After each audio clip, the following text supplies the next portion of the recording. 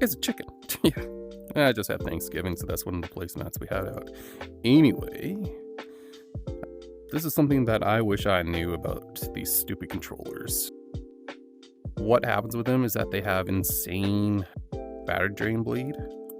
So what you need to do is, if I can get my finger, since I'm recording on the Quest 3, see this little triangle? You press that, this slides off.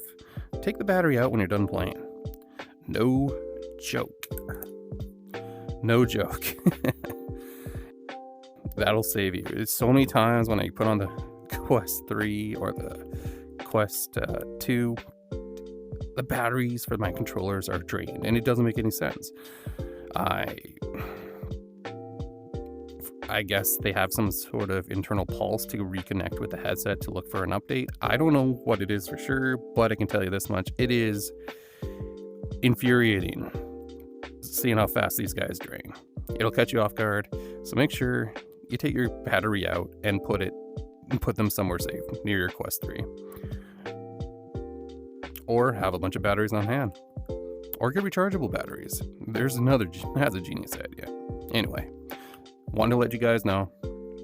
Don't get caught with no batteries. Take your batteries out when you're done your session. Plus, you got to learn how to take the batteries out. It's that triangle right there. Click it in, slides out. Beauty.